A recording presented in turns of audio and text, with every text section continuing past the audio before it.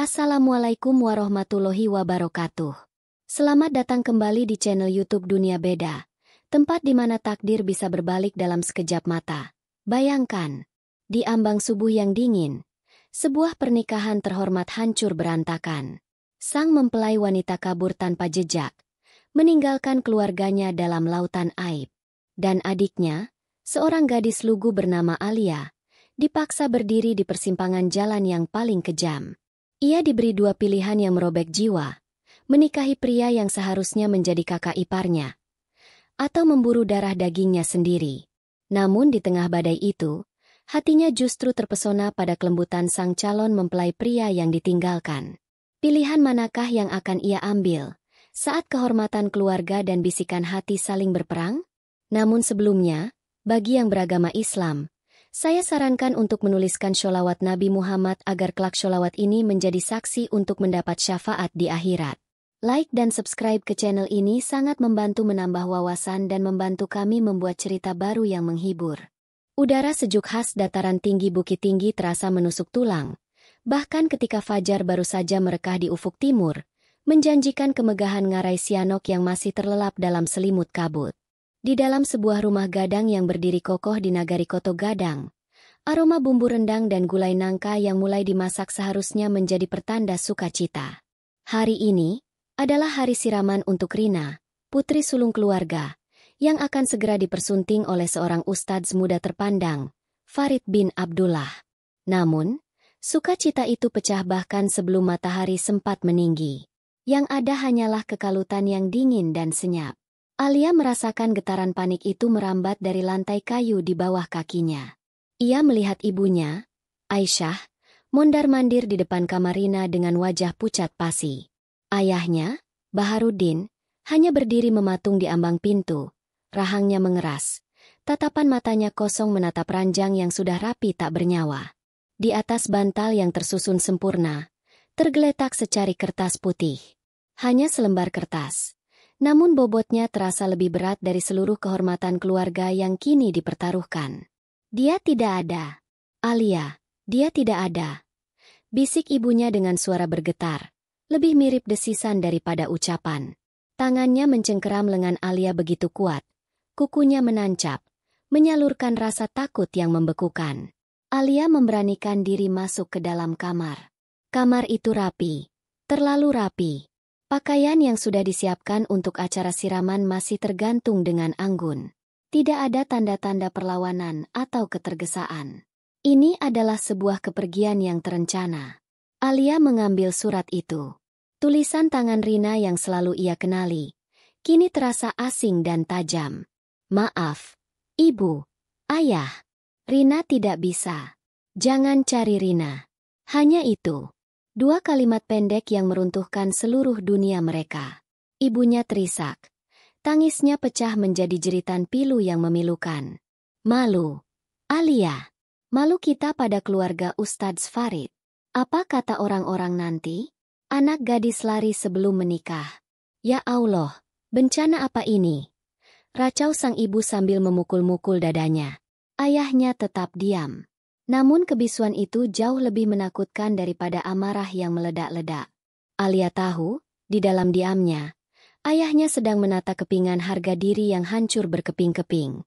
Malam harinya, setelah tangis mereda dan digantikan oleh keheningan yang menyesakan, ibunya memanggil Alia ke ruang tengah. Cahaya lampu temara menyorot wajah ibunya yang bengkak dan lelah. Wanita itu menatap Alia dengan pandangan yang sulit diartikan. Ada permohonan, keputusasaan, dan sebuah tuntutan yang mengerikan. Hanya ada dua pilihan, Nak, ucap ibunya lirih. Namun setiap katanya jatuh seperti batu. Untuk menutupi aib ini, untuk menyelamatkan muka ayahmu, kamu yang akan menggantikan Rina di pelaminan. Dunia Alia seakan berhenti berputar. Menggantikan Rina? Menikah dengan pria yang bahkan belum pernah ia ajak bicara. Pria yang seharusnya menjadi kakak iparnya? Melihat keterkejutan di wajah Alia, sang ibu melanjutkan dengan cepat. Suaranya kini lebih tajam. Atau pilihan kedua. Kamu cari kakakmu. Kamu punya waktu 3 hari sebelum hari pernikahan. Bawa dia pulang. Alia. Bujuk dia. Seret dia jika perlu. Nasib keluarga kita ada di tanganmu. Alia tidak bisa berkata apa-apa. Kepalanya kosong. Pilihan mana yang lebih buruk? Mengorbankan seluruh masa depannya, atau memburu kakaknya sendiri seperti seorang buronan? Di tengah kebingungan itu, terdengar suara deru mobil berhenti di halaman depan, diikuti oleh salam yang sopan. Assalamualaikum. Jantung mereka seakan berhenti berdetak. Itu pasti keluarga Ustadz Farid. Ayah Alia menghela napas panjang, menguatkan diri untuk menghadapi badai yang tak terhindarkan. Pintu pun dibuka. Di sanalah Ustadz Farid berdiri. Ia tidak datang bersama rombongan keluarganya. Ia datang sendiri. Penampilannya sederhana, hanya mengenakan kemeja koko berwarna putih bersih dan sarung tenun pandai sikek yang tersampir rapi di bahunya. Wajahnya tenang, sama sekali tidak menunjukkan kemarahan atau kekecewaan. Ia masuk dan duduk setelah dipersilakan. Suasana begitu canggung, udara terasa berat untuk dihirup. Alia hanya berani menatap dari kejauhan, dari balik tirai pembatas ruangan. Bapak, Ibu, Ustadz Farid memulai pembicaraan dengan suara yang dalam dan menenangkan. Saya datang bukan untuk meminta penjelasan. Saya yakin, ini adalah ujian berat bagi kita semua. Ia berhenti sejenak, menatap kedua orang tua Alia dengan penuh empati. Yang terpenting saat ini bukanlah aib atau apa kata orang. Yang terpenting adalah keselamatan Anandarina. Dimanapun ia berada, mari kita semua berdoa agar ia selalu berada dalam lindungan Allah Subhanahu wa Ta'ala. Alia tertegun. Di tengah kekacauan dan ego keluarganya yang terluka, pria yang paling dirugikan dalam situasi ini, justru menjadi satu-satunya orang yang memikirkan keselamatan Rina. Tidak ada amarah, tidak ada tuntutan. Hanya ada keikhlasan dan kebijaksanaan yang memancar dari sorot matanya yang teduh. Malam itu, Alia kembali ke kamarnya. Dua pilihan yang diberikan ibunya masih terngiang-ngiang.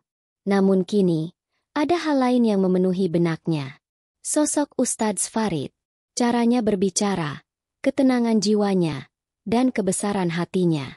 Perasaan aneh yang belum pernah ia rasakan sebelumnya mulai merayap masuk ke dalam hatinya yang sedang dilanda badai. Sebuah kekaguman, atau mungkin, sesuatu yang lebih dalam dari itu. Dan perasaan itu membuatnya semakin bingung harus melangkah kemana. Malam itu, tidur tidak pernah datang untuk Alia.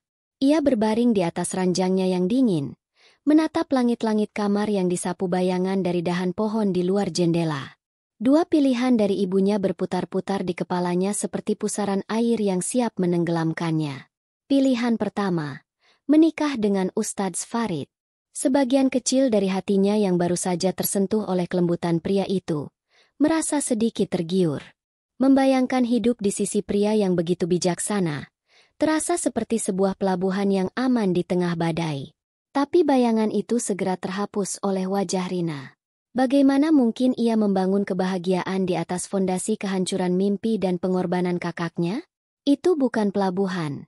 Itu adalah penjara berlapis emas yang akan menyiksanya seumur hidup. Lalu pilihan kedua, mencari Rina. Kata-kata ibunya terngiang lagi. Bujuk dia, seret dia jika perlu.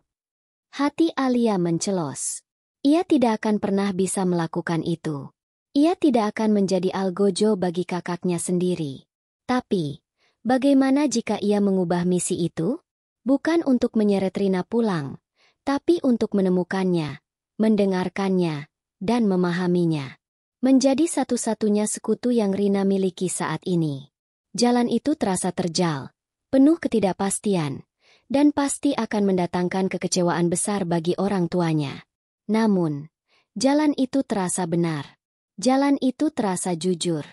Ketika adzan subuh pertama berkumandang dari surau di ujung jalan, memecah keheningan pagi, Alia bangkit. Keputusannya sudah bulat. Ia mengambil wudhu, merasakan dinginnya air menyegarkan tidak hanya wajahnya, tapi juga jiwanya yang kalut. Selesai sholat, hatinya terasa lebih mantap. Ia menemui kedua orang tuanya di ruang makan. Mereka duduk dalam diam. Sarapan yang tersaji seolah tak tersentuh. Alia menarik napas dalam-dalam. Ibu, ayah, panggilnya pelan. Keduanya mengangkat kepala. Wajah ibunya masih menunjukkan harapan. Berharap Alia akan memilih jalan yang mudah. Alia sudah memutuskan. Lanjutnya, suaranya ia paksakan agar tidak bergetar. Alia akan mencari Kak Rina. Seketika, raut wajah ibunya berubah. Harapan itu padam, digantikan oleh kekecewaan yang mendalam. Jadi kau lebih memilih mempermalukan kami lebih lama? Desis ibunya tajam. Mengejar anak yang tidak tahu diuntung itu, daripada menyelamatkan nama baik ayahmu dan keluarga ini? Apa yang kurang dari Ustadz Farid? Hah? Bukan begitu, Bu, sahut Alia cepat. Alia hanya ingin tahu kenapa Kak Rina pergi. Alia harus bicara dengannya. Ini bukan soal Ustadz Farid. Ini soal Kak Rina. Sudah cukup, potong ayahnya. Untuk pertama kalinya membuka suara pagi ini. Suaranya datar, dingin, dan menusuk. Lakukan apa yang kau anggap benar. Jika kau masih tahu apa artinya benar. Setelah mengucapkan itu, ayahnya bangkit dari kursi dan berjalan masuk ke kamarnya, meninggalkan Alia dengan perasaan bersalah yang menghimpit dada. Dengan hati yang berat, Alia memulai langkah pertamanya. Ia masuk ke kamar Rina yang kini terasa seperti museum kenangan. Ia membuka laptop kakaknya, berharap menemukan petunjuk. Ratusan folder berisi materi kuliah dan novel digital. Tidak ada yang aneh. Ia memeriksa laci meja, tumpukan buku, tapi tidak ada satupun alamat atau catatan yang mencurigakan. Ia kemudian memutuskan untuk pergi ke rumah Citra, sahabat terdekat Rina sejak SMA. Citra menyambutnya dengan wajah cemas. Awalnya ia mengelak, mengaku tidak tahu apa-apa. Tapi setelah melihat keputusasaan di mata Alia, pertahanannya runtuh. Aku tidak tahu dia pergi kemana. Al, sumpah, kata Citra sambil menggigit bibirnya. Tapi, beberapa minggu terakhir ini dia sering bicara soal ombak. Dia bilang, dia ingin melihat ombak yang sebenarnya. Ombak yang besar dan tidak pernah berhenti. Dia bilang, ombak di sini terlalu tenang. Ombak? Alia mengerutkan kening. Bukit tinggi berada di dataran tinggi. Pantai terdekat yang memiliki ombak besar adalah Edek atau pesisir selatan. Petunjuk itu terlalu luas. Tapi setidaknya itu adalah sebuah awal. Merasa sedikit buntu, Alia berjalan tanpa tujuan ke arah pusat kota, dekat jam gadang yang berdiri megah. Pikirannya buntu. Langkahnya membawanya masuk ke dalam sebuah kedai kopi tua yang menjual kopi kawah daun yang disajikan dalam batok kelapa. Ia butuh waktu untuk berpikir. Saat ia sedang mengaduk minumannya, sebuah suara yang familiar menyapanya. Assalamualaikum, Alia. Alia mengangkat wajahnya dan jantungnya berdebar sedikit lebih kencang. Ustadz Farid berdiri di sana, membawa beberapa buku di tangannya. Waalaikumsalam, Ustadz, jawab Alia gugup. Boleh saya duduk sebentar? Tanyanya sopan. Alia hanya bisa mengangguk. Ustadz Farid duduk di hadapannya. Ia tidak langsung bertanya macam-macam. Ia justru memulai dengan obrolan ringan tentang kedai kopi itu. Baru setelah beberapa saat, ia menatap Alia dengan sorot mata yang teduh. Saya dengar keputusanmu. Kamu memilih untuk mencari kakakmu. Alia menunduk, mengira akan menerima ceramah atau tatapan kecewa. Iya, Ustadz. Di luar dugaan, Ustadz Farid tersenyum tipis. Itu keputusan yang sangat berani, Alia, dan sangat mulia. Kamu memilih jalan yang lebih sulit, tapi didasari oleh kasih sayang. Itu menunjukkan kualitas hatimu yang sesungguhnya. Jangan biarkan siapapun membuatmu meragukan langkahmu sendiri. Kata-kata itu seperti air sejuk yang membasahi jiwa Alia yang kering. Untuk pertama kalinya sejak bencana ini dimulai, ada yang memvalidasi keputusannya. Ada yang mengerti. Terkadang, lanjut sang ustadz, seolah bisa membaca kebingungan di hati Alia. Untuk menemukan seseorang, kita tidak perlu hanya mencari tahu kemana mereka pergi. Tapi kita perlu mencoba mengerti. Mengapa mereka ingin pergi? Alasan dibaliknya adalah kunci yang akan menunjukkan jalannya. Setelah beberapa saat, Ustadz Farid pamit pergi, meninggalkan Alia sendirian dengan pikirannya. Kata-kata terakhir sang ustadz terus berputar di kepalanya. Mengapa mereka ingin pergi? Alia teringat ucapan Citra. Dia ingin melihat ombak yang besar dan tidak pernah berhenti. Sebuah alasan. Sebuah keinginan. Bukan sekadar tempat. Tiba-tiba, sebuah nama kota yang spesifik terlintas di benaknya. Kota di pesisir pantai, tempat Rina pernah mengikuti pelatihan menulis selama sebulan penuh tahun lalu. Kota yang ramai, besar, dan penuh dengan ombak yang ganas. Kota Padang. Sebuah keyakinan yang kuat tiba-tiba memenuhi hatinya. Ia tahu harus pergi kemana. Keputusan untuk pergi ke Padang adalah satu hal. Melaksanakannya adalah hal lain. Alia menghabiskan sisa hari itu untuk mengemasi sebuah tas ransel kecil. Hanya membawa beberapa helai pakaian, seluruh uang tabungannya yang tidak seberapa, dan sebuah harapan tipis yang ia genggam erat-erat. Tantangan terbesarnya bukanlah perjalanan itu sendiri, melainkan gerbang yang harus ia lewati, yaitu izin dari kedua orang tuanya. Ia tahu, ini akan menjadi pertempuran kedua. Ia menunggu hingga ayahnya pulang dari masjid setelah sholat Isya. Ia menemukan kedua orang tuanya duduk di beranda belakang, menatap kegelapan malam dengan pandangan kosong. Alia mendekat dengan hati-hati, seperti mendekati dua singa yang terluka.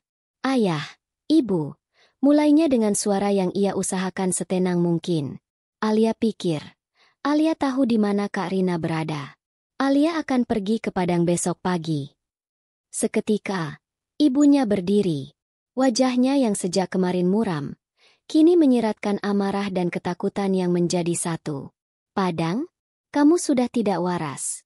Alia, anak gadis sendirian pergi ke kota sebesar itu? Apa yang mau kamu lakukan di sana? Kamu mau menyusul kakakmu menjadi anak durhaka juga?" "Bu, tolong dengarkan dulu," potong Alia. Suaranya sedikit meninggi, didorong oleh urgensi yang ia rasakan. Justru karena Alia anak gadis, Alia harus pergi. Kak Rina juga anak gadis. "Bu, sendirian di kota besar. Mungkin dia ketakutan. Mungkin dia butuh pertolongan. Ini bukan lagi soal nama baik keluarga atau rasa malu. Ini soal keselamatan Kak Rina. Aku tidak izinkan.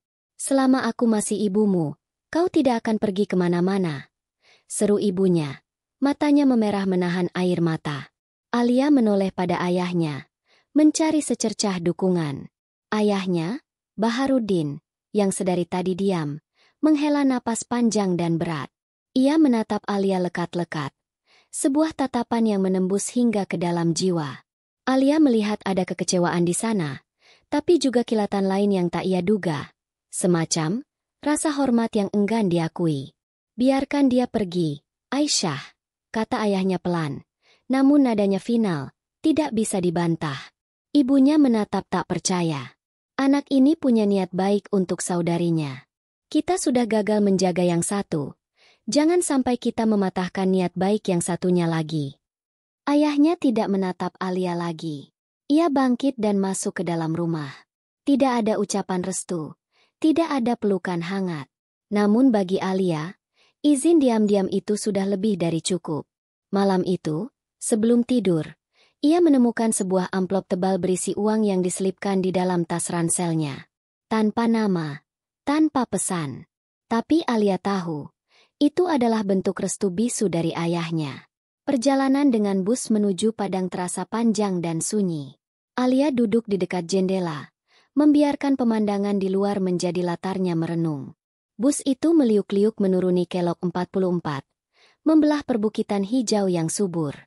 Pemandangan Danau Maninjau yang biru dan tenang di kejauhan, kontras dengan gejolak di dalam hatinya. Ia memikirkan Rina. Betapa besar beban yang ditanggung kakaknya hingga nekat mengambil langkah sejauh ini. Ia juga memikirkan dirinya sendiri, yang selama ini hidup di bawah bayang-bayang Rina yang pintar dan supel. Mungkin, ini adalah saatnya ia melangkah keluar dari bayangan itu. Dan tentu saja, ia memikirkan Ustadz Farid. Kata-katanya terus terngiang, menjadi kompas di tengah kebingungannya. Pahami mengapa mereka ingin pergi. Alia mulai mengerti. Rina tidak lari dari pernikahan. Ia lari menuju sesuatu. Menuju impiannya. menuju ombak besar yang ia dambakan. Ketika bus akhirnya memasuki kota Padang, udara seketika berubah. Hawa sejuk pegunungan berganti dengan udara pesisir yang panas dan lembab. Suara klakson kendaraan bersahutan, deru mesin terdengar di mana-mana. Ini adalah dunia yang sama sekali berbeda dari ketenangan Koto Gadang. Alia merasa kecil dan sedikit gentar. Tujuan pertamanya adalah alamat lembaga kursus menulis yang pernah Rina ikuti. Ia berharap mereka masih menyimpan data alumni, atau setidaknya ada pengajar yang masih mengingat kakaknya. Namun, sesampainya di alamat itu, hatinya mencelos. Bangunan itu tampak kusam dan kosong. Sebuah spanduk, dikontrakan, tergantung miring di pagarnya. Harapan pertamanya langsung kandas. Rasa panik mulai menjalari dirinya. Ia berada di kota asing, sendirian, dan satu-satunya jejak yang ia miliki telah lenyap. Ia berjalan tanpa arah hingga kakinya membawanya ke pantai Padang. Matahari mulai condong ke barat, melukis langit dengan warna oranye dan ungu yang indah. Suara debur ombak yang menghantam pantai, suara yang ingin sekali didengar Rina, kini terdengar seperti gemat tawa yang mengejeknya. Alia duduk di atas sebuah batu pemecah ombak, memeluk tasnya erat-erat. Rasa lelah, takut, dan putus asa mulai menggerogotinya. Apa yang harus ia lakukan sekarang?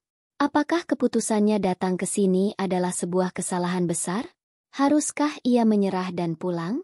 Air mata mulai menggenang di pelupuk matanya. Ia merasa begitu kecil, begitu sendirian di hadapan lautan yang maha luas. Tepat saat sebulir air mata akhirnya jatuh membasahi pipinya, ponsel di dalam sakunya bergetar. Sebuah panggilan dari nomor yang tidak ia kenal. Dengan ragu, ia menghapus air matanya dan menggeser layar untuk menjawab. "Halo." Sapanya dengan suara serak. Hening sejenak di seberang sana.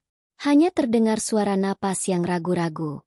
Lalu, sebuah suara perempuan yang sangat ia kenal, berbisik lirih, penuh ketakutan dan kelegaan pada saat yang bersamaan. "Alia." Jantung Alia serasa berhenti berdetak sesaat, sebelum kemudian berpacu dengan liar. Suara itu, serak, ragu, dan penuh ketakutan, tapi tidak salah lagi. Itu adalah suara kakaknya. "Kak Rina?" balas Alia. Suaranya nyaris berbisik karena terkejut. Air mata yang tadi sempat ia tahan, kini mengalir deras tanpa bisa dicegah. "Kakak di mana? Kakak baik-baik saja?"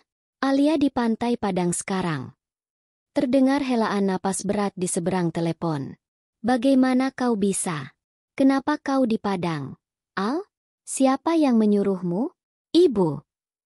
Rentetan pertanyaan itu terdengar panik, seolah Rina takut Alia membawa serta seluruh keluarga untuk menangkapnya. "Aku sendiri, Kak. Sumpah, aku datang sendiri," kata Alia cepat, berusaha menenangkan. "Aku cuma mau memastikan kakak baik-baik saja. Aku tidak akan memaksamu pulang. Aku hanya ingin bicara." Hening lagi. Alia bisa membayangkan Rina di seberang sana sedang berperang dengan dirinya sendiri, antara rasa takut dan kerinduan. Akhirnya, suara Rina terdengar lagi, lebih pelan. "Baiklah, tapi jangan di sini. Terlalu ramai. Kau tahu jalan ke arah Ulak Karang? Ada sebuah warung nasi kecil di sana. Namanya Sari Rumpun. Dindingnya dicat warna hijau pudar. Temui aku di sana dalam 1 jam. Datang sendiri. Alia. Aku mohon." Setelah itu, telepon ditutup. Alia segera menghapus air matanya. Semangatnya kembali menyala. Ia bertanya pada seorang pengemudi ojek dan segera meluncur ke alamat yang dituju. Sepanjang perjalanan, pikirannya berkecamuk. Apa yang akan ia katakan? Dan yang lebih penting, apa yang akan ia temukan? Warung Sari Rumpun, persis seperti yang digambarkan. Kecil, sepi, dan terselip di antara bangunan-bangunan lain yang lebih besar. Alia masuk dengan hati berdebar. Di pojok ruangan yang remang-remang, seorang perempuan duduk membelakanginya, mengenakan kerudung lebar berwarna coklat tua. Perempuan itu menoleh perlahan saat mendengar langkah kaki Alia. Hati Alia terasa sakit melihatnya. Itu Rina, Tapi sekaligus bukan Rina yang ia kenal. Kakaknya tampak lebih kurus. Lingkaran hitam yang pekat membayangi matanya yang dulu selalu berbinar ceria. Ada gurat kelelahan dan ketakutan di wajahnya yang membuat Alia ingin menangis sekali lagi. Rina tidak tersenyum. Ia hanya menatap Alia dengan pandangan waspada. "Ibu yang menyuruhmu, kan?" Tanyanya langsung, tanpa basa-basi. "Kau disuruh membujukku, lalu memberitahu mereka lokasiku." Alia menarik sebuah kursi dan duduk di hadapan kakaknya. Ia meraih tangan Rina yang terasa dingin. "Aku di sini bukan sebagai utusan ibu, Kak. Aku di sini sebagai adikmu." Alia menatap lurus ke mata Rina, mencoba menyalurkan seluruh ketulusan yang ia miliki.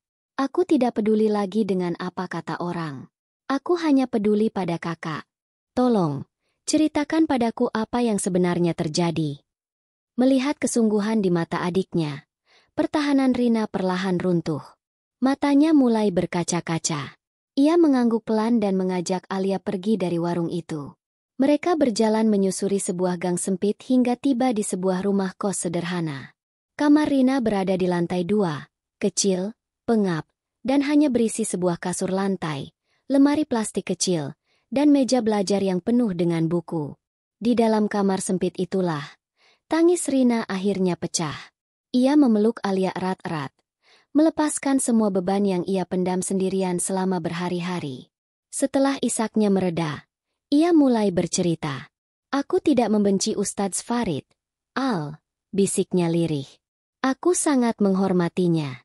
Dia pria yang baik, terlalu baik. Justru karena itulah aku tidak sanggup." Rina kemudian bangkit dan membuka laci mejanya. Ia mengeluarkan sebuah amplop besar berwarna coklat dan menyerahkannya pada Alia. Dengan tangan gemetar, Alia membuka amplop itu. Di dalamnya ada beberapa lembar kertas dengan kop surat resmi dari sebuah universitas di Leiden, Belanda. Itu adalah surat penerimaan. Sebuah tawaran beasiswa penuh untuk program magister kajian sastra. Alia menutup mulutnya tak percaya. Ia tahu kakaknya pintar dan punya mimpi. Tapi ia tidak pernah tahu mimpinya sebesar ini. "Aku sudah mendaftar sejak 6 bulan yang lalu." Diam-diam. Jelas Rina, suaranya parau. "Aku tidak berani bilang pada ayah dan ibu. Aku tahu mereka tidak akan pernah setuju. Bagi mereka, puncak kebahagiaan seorang perempuan adalah menikah. Apalagi dengan pria sebaik Ustadz Farid. Mimpiku ini pasti akan dianggap sebagai omong kosong yang egois." Ia menatap Alia dengan putus asa. "Bayangkan, Al, bagaimana caranya aku menatap mata Ustadz Farid yang begitu tulus, lalu berkata padanya bahwa aku lebih memilih tumpukan buku di negeri orang daripada menerima pinangannya? Aku akan terlihat seperti manusia paling tidak tahu bersyukur di muka bumi. Aku tidak sangga. Aku terlalu pengecut. Maka dari itu, aku lari." Kini, semuanya menjadi jelas. Ombak besar yang ingin Rina lihat bukanlah ombak di pantai Padang.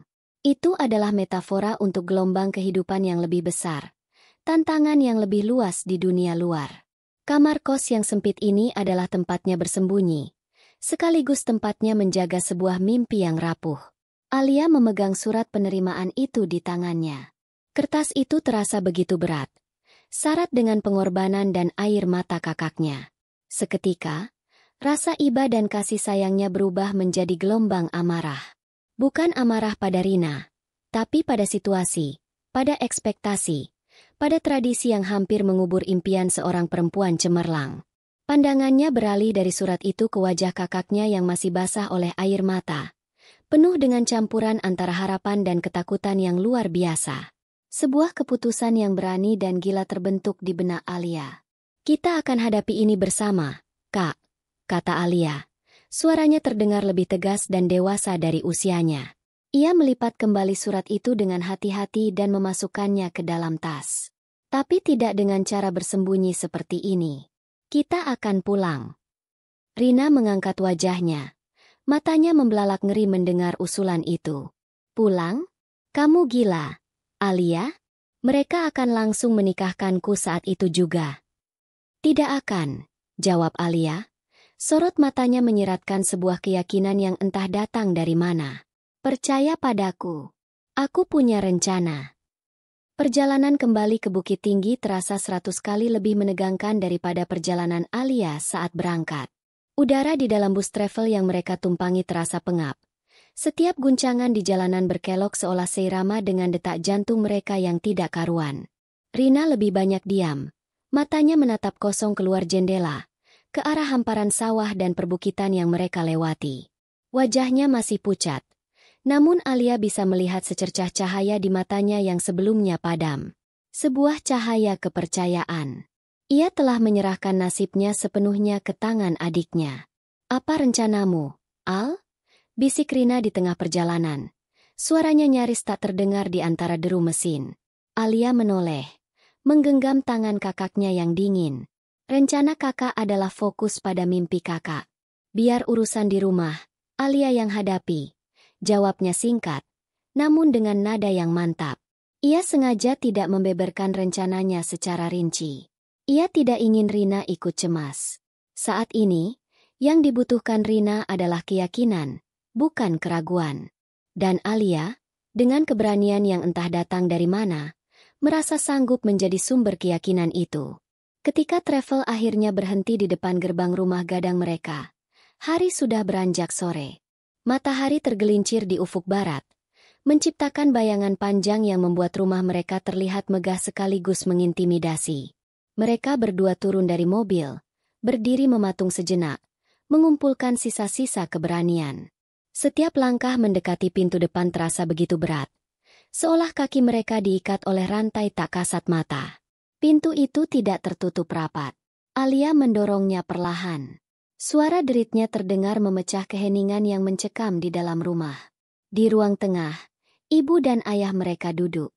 Bukan lagi dengan tatapan kosong, melainkan dengan tatapan tajam yang langsung menghunus begitu melihat Rina berdiri di belakang Alia. Rina, desis ibunya. Wanita itu bangkit, berjalan cepat menghampiri mereka. Ada kelegaan di matanya, namun tertutup oleh lapisan amarah yang tebal. Tanpa sepatah kata pun, sebuah tamparan keras mendarat di pipi Rina. Plak! Suara itu menggema di seluruh ruangan. Rina terhuyung, memegangi pipinya yang memerah. Alia segera maju, memasang badan di depan kakaknya. Cukup, Bu, seru Alia. Suaranya bergetar menahan emosi. Jangan sakiti Kak Rina lagi. Menyingkir kau, Alia, bentak ibunya. Kau lihat apa yang sudah dia perbuat? Mempermalukan kita semua. Sekarang dia sudah pulang. Bagus. Pernikahan harus tetap dilangsungkan besok pagi. Tidak ada penolakan lagi. Ayah mereka, Baharuddin, bangkit dari duduknya. Ia berjalan mendekat. Tatapannya dingin dan menusuk, tertuju lurus pada Rina. Kau sudah cukup bermain-main dengan nama baik keluarga. Bersiaplah. Besok pagi, kau akan menikah. Suka atau tidak suka. Anggap saja ini caramu membayar semua kekacauan yang sudah kau timbulkan. Rina gemetar hebat di belakang Alia. Mimpi yang baru saja ia genggam, terasa akan direnggut paksa sekali lagi. Inilah yang ia takutkan. Inilah alasan ia lari. Tetapi, Alia tidak gentar. Inilah momen yang sudah ia persiapkan. Ia menarik napas dalam-dalam. Tidak akan ada pernikahan besok pagi, katanya dengan suara yang jelas dan tegas, membuat kedua orang tuanya terkejut. Apa katamu? Tanya ayahnya. Nadanya berbahaya. Tidak akan ada pernikahan, ulang Alia, sebelum semua orang mendengar kebenarannya. Kebenaran yang utuh. Ia melangkah maju, kini berdiri di antara kedua orang tuanya dan kakaknya. Ia tidak lagi terlihat seperti anak bungsu yang penurut. Matanya menyiratkan ketegasan yang tak terbantahkan. Alia minta, kita semua duduk bersama malam ini. Ayah, Ibu, Alia, dan Kak Rina. Tapi ada satu orang lagi yang harus hadir. Ibunya mengerutkan kening. Siapa? Alia menatap lurus ke mata ayahnya, sang kepala keluarga. Ustadz Farid. Beliau adalah orang yang paling berhak mendengar kebenaran ini, langsung dari mulut kita. Bukan dari desas-desus atau cerita yang sudah dibumbui. Beliau harus tahu alasan sebenarnya kenapa Kak Rina pergi. Usulan itu membuat suasana menjadi hening seketika. Ide untuk memanggil calon mempelai pria yang sudah dipermalukan, untuk duduk bersama dan mendengarkan aib keluarga mereka sendiri, adalah sesuatu yang gila. Sesuatu yang di luar nalar adat dan harga diri. Kau sudah kehilangan akal sehatmu, Alia. Geram ibunya. Mau ditaruh di mana muka kita di hadapan Ustadz Farid? Justru karena kita masih punya muka, kita harus jujur. Bu, sahut Alia cepat. Menikahkan Kak Rina secara paksa dalam kondisi seperti ini, itulah yang namanya tidak punya muka. Itu namanya penipuan. Apakah kita akan menyerahkan seorang istri kepada Ustadz Farid yang hatinya tidak ada di sini? Yang jiwanya memimpikan hal lain? Itu tidak adil untuk Kak Rina. Dan itu jauh lebih tidak adil untuk Ustadz Farid. Kata-kata Alia, terutama bagian, tidak adil untuk Ustadz Farid, seolah menekan sebuah tombol di benak ayahnya. Logika yang tajam dan tak terduga dari putri bungsunya itu membuatnya terdiam. Ia menatap Alia, lalu beralih menatap Rina yang masih menunduk ketakutan. Ada pertarungan batin yang hebat di wajahnya.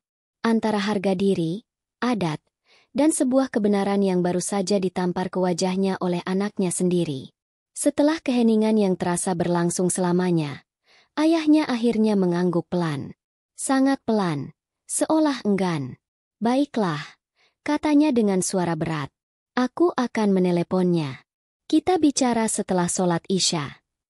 Ia kemudian berbalik dan berjalan menuju kamarnya, meninggalkan ketiga perempuan itu dalam kebisuan. Rina menatap Alia dengan pandangan tak percaya, bercampur antara takut dan kagum. Alia hanya bisa memberinya senyuman tipis yang menguatkan. Babak pertama dari rencananya berhasil.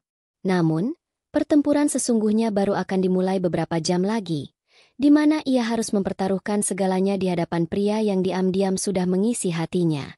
Ruang tengah rumah gadang itu terasa lebih dingin dari biasanya. Padahal tidak ada angin yang berhembus. Waktu seolah berjalan merangkak setelah sholat Isya. Ayah, ibu, Alia, dan Rina duduk dalam formasi yang canggung. Rina duduk merapat di sebelah Alia, seolah mencari kekuatan dari adiknya. Ibunya terus-menerus meremas ujung selendangnya, sementara ayahnya hanya menatap kosong kemeja kayu di hadapannya. Mereka semua menunggu kedatangan satu orang yang akan menjadi hakim sekaligus korban dalam drama keluarga ini. Tepat pukul 8, suara salam yang tenang terdengar dari ambang pintu. Assalamualaikum. Ustadz Farid masuk dengan langkahnya yang tidak terburu-buru. Ia mengenakan pakaian yang sama sederhananya seperti saat pertama kali datang. Namun auranya yang damai seketika memenuhi ruangan yang tegang itu. Ia duduk di kursi yang ditawarkan, menatap satu persatu anggota keluarga dengan tatapan yang sulit diartikan, sebelum akhirnya berhenti pada Alia dan Rina. Ayah Alia berdehem, mencoba memulai percakapan yang paling sulit dalam hidupnya. Terima kasih atas kedatangannya, Ustadz Farid. Maaf sudah merepotkan. Kami ingin menjelaskan. Kata-katanya tercekat. Lidahnya keluh untuk merangkai kalimat yang tepat. Melihat ayahnya kesulitan, Alia mengambil alih. Inilah saatnya. Dengan napas yang ia tahan sejenak, ia mulai berbicara. Suaranya terdengar jelas, tenang, dan tanpa getar keraguan sedikitpun. Ustadz Farid, terima kasih sudah bersedia datang. Tujuan kami mengundang Ustadz malam ini adalah karena ada sebuah kebenaran yang harus Ustadz ketahui. Kebenaran yang menjadi alasan dari semua kekacauan ini. Alia kemudian menceritakan semuanya. Ia bercerita tentang kepergian Rina, tentang bagaimana ia mencarinya, dan tentang apa yang ia temukan di Kota Padang. Ia tidak menyalahkan siapapun. Tidak juga membela siapapun secara berlebihan. Ia hanya memaparkan fakta, layaknya seorang narator yang netral. Lalu, ia mengeluarkan sebuah benda dari dalam tasnya. Amplop coklat dari Universitas Leiden. Ia meletakkan amplop itu di tengah meja, di antara mereka semua. Ini alasannya, kata Alia. Ini bukan tentang pria lain. Ini bukan tentang penolakan terhadap Ustadz. Ini adalah tentang sebuah mimpi. Didorong oleh keberanian adiknya, Rina akhirnya mengangkat wajahnya. Dengan air mata yang mulai mengalir, Ia menatap langsung pada Ustadz Farid. "Maafkan saya, Ustadz," bisiknya lirih. Suaranya pecah. Saya tidak bermaksud mempermalukan Ustadz dan keluarga. Saya sangat menghormati Ustadz. Tapi, mimpi ini, surat ini, adalah sesuatu yang sudah saya perjuangkan sejak lama, dalam diam. Saya terlalu takut untuk mengakuinya. Saya takut mengecewakan ayah dan ibu, dan saya tidak sanggup menolak orang sebaik Ustadz secara langsung." Keheningan kembali menyelimuti ruangan. Semua mata kini tertuju pada Ustadz Farid. Pria itu mengulurkan tangannya, mengambil surat penerimaan itu. Ia membacanya dengan teliti, baris demi baris. Wajahnya tenang, tidak menunjukkan emosi apapun, membuat suasana semakin menegangkan. Setelah selesai membaca, ia tidak langsung berkomentar. Ia melipat kembali kertas itu dengan hati-hati, meletakkannya kembali ke atas meja. Lalu, ia mengangkat wajahnya, dan sebuah senyuman tipis yang tulus terukir di bibirnya. "Masya Allah," ucapnya pelan, membuat semua orang terkejut. Ia menatap Rina, bukan dengan tatapan seorang pria yang dilukai harga dirinya, melainkan dengan tatapan seorang guru yang bangga. "Ananda Rina, ini bukan sesuatu yang harus disembunyikan. Ini adalah sebuah anugerah. Sebuah pencapaian yang luar biasa." Ia kemudian beralih menatap ayah dan ibu Alia. "Bapak, Ibu, setiap hari di mimbar, saya selalu berkata bahwa mencari ilmu itu adalah kewajiban seumur hidup, sebuah perjalanan menuju cahaya. Ilmu adalah cahaya dari Allah. Bagaimana mungkin saya, yang mengajak orang lain menuju cahaya, justru menjadi penghalang bagi seseorang yang ingin terbang meraihnya?" Kalimat itu menampar mereka semua dengan lembut. Namun dampaknya luar biasa. Pernikahan, lanjutnya lagi, seharusnya menjadi sayap yang membantu pasangan terbang lebih tinggi, bukan sangkar yang membelenggu mimpinya. Jika pernikahan ini akan mengubur cita-cita mulia ini, maka pernikahan ini salah sejak awal. Ia berhenti sejenak, menarik napas dalam-dalam. "Maka dari itu, Bapak, Ibu, dengan segala kerendahan hati dan rasa hormat, izinkan saya untuk menarik diri dari perjodohan ini. Anggaplah semua ini tidak pernah terjadi. Jodoh Ananda Rina bukanlah saya, melainkan ilmu dan cita-citanya di negeri seberang. Dan saya, dengan tulus mendoakan perjalanannya. Semoga selalu dilancarkan dan diberkahi oleh Allah Subhanahu wa Ta'ala." Setelah mengucapkan itu, ruangan terasa lapang. Beban yang menghimpit dada mereka selama berhari-hari seolah terangkat begitu saja. Ibu Alia menangis terseduh-seduh, bukan lagi karena amarah, tapi karena rasa haru, malu, dan lega yang meluap menjadi satu. Ayahnya hanya bisa menunduk dalam, kehabisan kata-kata di hadapan kebesaran hati pria muda di hadapannya. Malam itu, takdir telah ditulis ulang di atas selembar kertas. Alhamdulillah, 1,5 tahun kemudian, Rina menyelesaikan tahun pertamanya dengan predikat cum laude. Ia sering muncul di layar laptop keluarganya dari kamarnya di Leiden. Wajahnya cerah, penuh cerita, dan memancarkan kebahagiaan sejati. Hubungan di dalam keluarga itu telah pulih, kini dibangun di atas kejujuran dan pengertian. Sementara itu, Alia tumbuh menjadi wanita yang lebih dewasa dan percaya diri. Hubungannya dengan Ustadz Farid tidak pernah putus, melainkan bertransformasi. Dari pertemuan di pengajian, diskusi di perpustakaan masjid, hingga kegiatan sosial di kampung, benih kekaguman itu disirami oleh rasa hormat dan pemahaman. Mereka menemukan kecocokan dalam cara berpikir dan memandang hidup. Hingga suatu sore, Ustadz Farid datang kembali ke rumah gadang itu, bersama kedua orang tuanya. Kali ini, tujuannya jelas. Di hadapan ayah Alia, ia menyampaikan niatnya. "Dahulu, Allah mempertemukan kami dalam sebuah ujian. Namun dari ujian itu, Allah menunjukkan saya sebuah mutiara yang tersembunyi. Hari ini, saya datang untuk meminta izin meminang putri Bapak, Alia. Bukan sebagai pengganti, tapi sebagai pilihan hati dan tujuan akhir dari pencarian saya." Pernikahan mereka digelar dengan penuh sukacita. Sederhana, hangat, dan dihadiri oleh orang-orang yang tulus mendoakan. Di sudut ruangan, Rina tersenyum dari layar laptop, melambaikan tangan dari benua yang berbeda, turut menjadi saksi kebahagiaan adiknya. Saat Alia menatap wajah suaminya, Ustadz Farid, yang kini tersenyum teduh di sisinya, ia mengerti. Terkadang, jalan takdir memang penuh liku. Jalan yang ia pilih karena pengorbanan, justru menjadi jalan tercepat yang mengantarkannya pada kebahagiaan sejatinya. Sebuah kebahagiaan yang dibangun di atas pondasi kejujuran, keberanian, dan keikhlasan. Nah, itu dia akhir dari cerita kita. Semoga ada hikmah dan pelajaran berharga yang bisa kita petik bersama dari kisah perjalanan Alia, Rina, dan Ustadz Farid. Tentang pentingnya komunikasi dalam keluarga, tentang keberanian untuk memperjuangkan mimpi, dan tentang bagaimana keikhlasan dan kebijaksanaan sejati bisa mengubah takdir. Jika kalian suka dengan cerita ini, jangan lupa untuk menekan tombol like, berikan komentar kalian tentang bagian mana yang paling menyentuh hati, dan tentu saja, subscribe channel ini agar tidak ketinggalan cerita-cerita menarik lainnya. Terima kasih sudah mendengarkan. Sampai jumpa di kisah berikutnya.